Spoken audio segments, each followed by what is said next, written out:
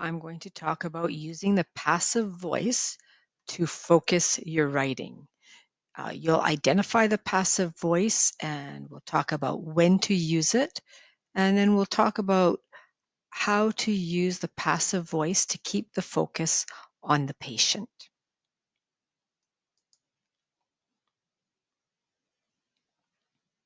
So let's talk a little bit about when to use the passive voice. The passive voice is often overused in business and government and even healthcare writing because people want their writing to sound official, and the passive sounds official. However, too much passive voice is very boring and it's very hard to read, so it doesn't communicate so well. And it also can give the impression that you're hiding something or that you're avoiding responsibility or you're just a little bit pompous. However, there are good uses for the passive voice, and it's especially useful when you're reporting in order to keep the focus on the patient and in order to protect the privacy of individuals. So we use the passive voice when knowing who did an action is not relevant. It doesn't matter who did it. That's when we're more likely to use the passive. So the passive voice is more common in a report where you're describing a condition than when you're describing an event or an incident. So, for instance, a report that focuses on a particular patient and actions or treatments, so maybe the patient's condition, what the patient said, and the actions and the treatments that happened to that patient, you're more likely to use the passive in that type of a report because the focus is the patient and the other actors are less important than that particular patient. All right. Sometimes in an incident report, the focus isn't so much on a patient, the focus is on the event and what happened. And it may be important to identify the different actors, the different people who did different things. In that case, you'd be more likely to use the active voice. So let me read you a paragraph, and I'd like you to notice how scattered this paragraph sounds. All right, let me just read it to you. Dr. Berry sent Serena for an abdominal x-ray, which came back normal. Crystal Wong, the LPN, sent Serena's stool specimen to the lab for culture and occult blood. I administered a painkiller, codeine, 200 milligram tablet, with good effect, and the patient is resting quietly. Dr. Berry scheduled Serena for a colonoscopy tomorrow morning. Dr. Berry explained the procedure and Serena signed the consent form. I have explained to both mother and daughter that she should have nothing by mouth until the surgeon has done the colonoscopy. So this paragraph was written entirely in the active voice. The subjects, the doers of every event and action are the subjects of the sentences. And including those doers as the subject of every event and action distracts from the main issues. It distracts from Serena, who's the patient, and the actions that were taken on her behalf. All right, so here's a revised version of the paragraph, and it uses passive voice, and it's much clearer in focus. So let me read you that and see if you can hear the difference in the focus here. Serena was sent for an abdominal x-ray which came back normal. A stool specimen has been sent to the lab for culture and occult blood, and a painkiller has been administered with good effect, and the patient is resting quietly. She is scheduled for a colonoscopy tomorrow morning. The procedure has been explained to her, and the consent form has been signed. I have explained to both mother and daughter that she should have nothing by mouth until the colonoscopy is completed. So notice in this version, the focus remains on Serena and her treatments and her tests, rather than on the different people who did the different tests or who did the different treatments. All right.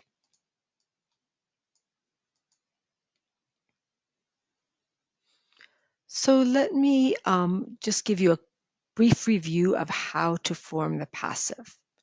So in active sentences, the doer of the action is the subject of the sentence, and the receiver of the action is the object. So the nurse closely monitors the patients in the ICU. The nurse is the doer, and the patients are the receiver of the monitoring. In this second sentence, Dr. Berry sent the patient's the receiver, for an X-ray. In this case, Dr. Berry is the doer. He sent the patient. All right. Those are active sentences. In passive sentences, the receiver of the action becomes the subject of the sentence. And the doer is often omitted. Not always. You can put the doer in, but is often omitted. So patients in the ICU are closely monitored. It doesn't really matter if it's the nurse or the HCA or a doctor or someone else who's monitoring them, they are monitored. The patient was sent for an X-ray. It might have been the nurse, it might have been the doctor, it might have been someone else who sent the patient for an X-ray, but it doesn't really matter who did that. They were sent for an X-ray. All right, so let me talk you through this chart here to show you how the passive is formed in different verb tenses. All right, so in the simple present, here's an example. Dr. Xiu scheduled the patient for a colonoscopy. That is the active voice. In the passive voice, you would say the patient is scheduled for a colonoscopy. All right. We can use the passive and the present continuous. Here's the active voice. The nurses are closely monitoring the patient's condition. If you want to put it in the passive, you would say the patient's condition is being monitored closely. You can use the passive voice in the simple past. So let's look at the active sentence. Dr. Xiu sent the patient for an abdominal X-ray. That's active. You want the receiver to be the subject. So the patient was sent for an abdominal X-ray. You can use the passive in the past continuous as well. The staff, here's the active voice sentence, the staff were restraining the patient when the incident occurred. So that's past continuous, were restraining. To put it in the passive voice, you'd say the patient was being restrained when the incident occurred. You can use the passive also in the present perfect tense. Here's an active voice sentence in present perfect. I have administered a painkiller. To put it in the passive voice, you'd say a painkiller has been administered. Okay. Past perfect, you can also use the passive voice in the past perfect. So here's the active sentence. This unit supervisor warned the patient, should say the unit supervisor had warned the patient prior to the incident. Imagine there's a had there. The passive voice would be the patient had been warned prior to the incident. And future, the doctors, RNs, and LPNs will all be monitoring the patient closely. That's the future tense. Here you'd say the patient will be monitored closely. All right. So just a few other details.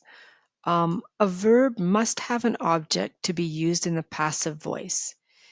If the verb in the active sentence has no object, you cannot put that sentence into the passive voice. So here's an example. I have explained to both the mother and the daughter that she should have nothing by mouth. So to both the mother and the daughter is not a direct object, it's a prepositional phrase. So you can't say, I've explained the mother. You have to say, I've explained something to someone.